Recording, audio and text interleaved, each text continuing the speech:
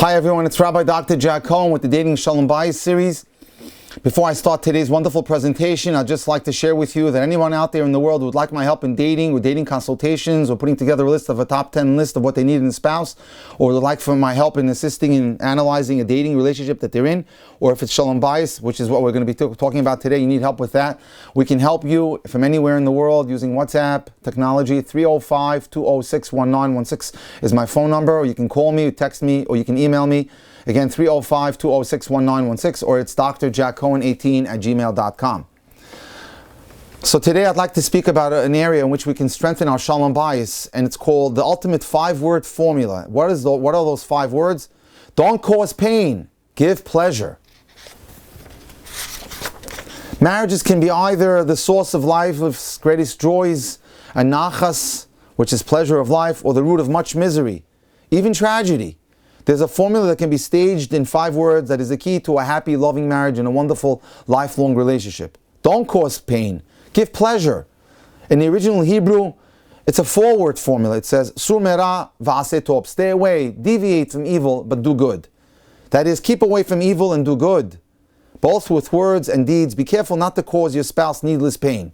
And do as much as you can to give your spouse pleasure from your potentially unlimited capacity to do chesed, which is kindness.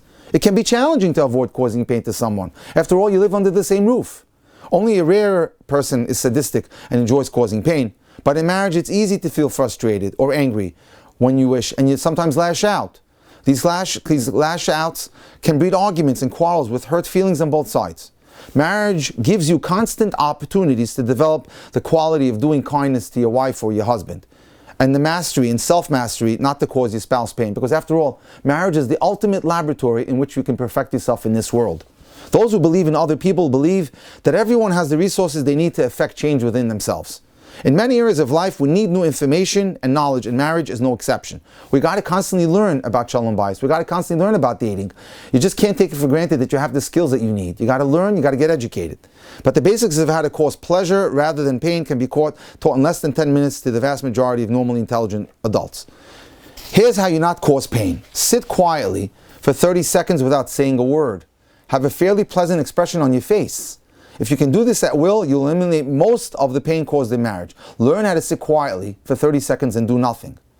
Someone might get angry at you for just sitting in one place and not doing something or speaking to them, but most of the pain is caused by saying the wrong things to your spouse, having a negative look on your face, and doing things that are annoying and irritating.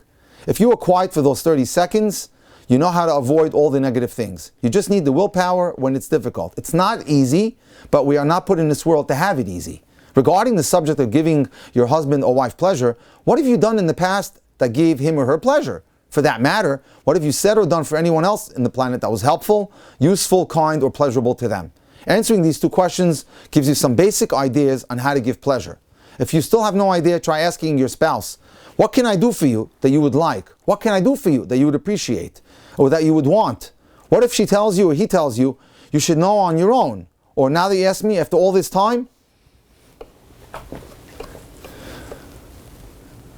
If this is how your spouse responds, then you will need to put more effort into your research project. The author of the classic work, Ochot Tzadikim, The Ways of the Righteous, writes that when it comes to perfecting our character qualities, there are 2 potential problems.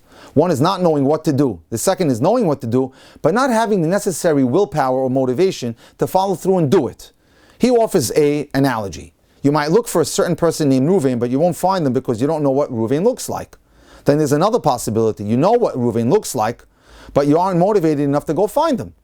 Either way, you won't find him. The same applies to this formula of not giving pain but giving pleasure. The first step is to know what to do and say, and what to avoid doing and what to avoid saying. The next step is to be motivated to put it into action. A book can give you ideas, but it's up to you to implement those ideas and bring harmony and peace into your home. People pay a lot of money to paint their homes, believing that the right colors will lift their emotional state, while the wrong colors will cause them distress. People pay a lot of money to have nice furniture in their homes, convinced that elegant furniture creates a special atmosphere.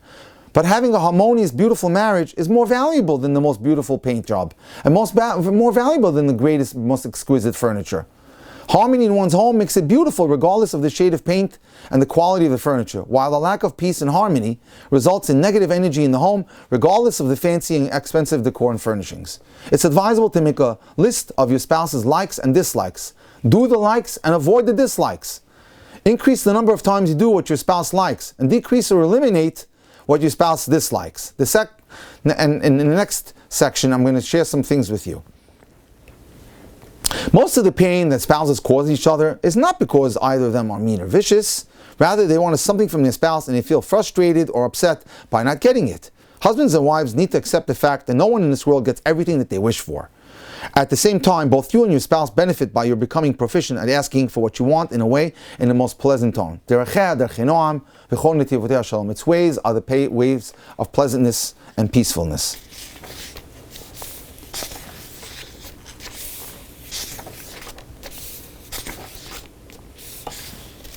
I want to share an incredible story that sends this message home. A woman writes, I was waiting on a long line in a post office in a rough inner city neighborhood in the US. A tougher than average guy was smoking a cigarette. The look on his face gave the message, I'm going to smoke in here whether anyone likes it or not. He didn't care about the law that you're not allowed to smoke. Someone who didn't like it raised his voice and said to him, hey, you can't smoke in here. And he retorted back, the big burly guy, you're going to try and stop me? You'll be sorry if you do. Stop smoking. It's illegal to smoke here. A tall and husky fellow called out to him. Okay, big guy, you want to uphold the law? The smoker said. You got a badge? You think you're a cop or something? If you try to take away my cigarettes, your hands won't be able to do much else for a while, because I'm going to break them. Then a small little looking fellow, meek, very weak looking, who had witnessed the scene, politely said to the smoker, I'm sorry to inconvenience you, but I'll greatly appreciate it if you'd be so kind as to wait until you go outside to smoke. I don't mean to tell anybody what to do, sir, but my father died of cancer, and my doctor told me to avoid cigarette smoke at all costs. To our amazement, the smoker complied with the request. You know what he said? No problem. The cigarette's almost gone. I'll wait for my next one until I get into the fresh air. How's that? After this, we began to apply the power of, I'm sorry to inconvenience you. I greatly appreciate it if you would be so kind with our spouses. We have to admit that the side effects of this approach are a lot better than stop that or you're bothering me. So there's a way to talk. If you do it pleasantly, if you do it with pleasure, if you show the other person you're doing it because of a care and concern, you can avoid a lot of problems. So today, let's apply this principle. That's the 5-word formula, and that is, don't cause pain to your spouse. Give pleasure. May God give us the opportunity and the strength and the wherewithal to never cause pain, but to always give pleasure. Have a wonderful year. Thank you so much for your time.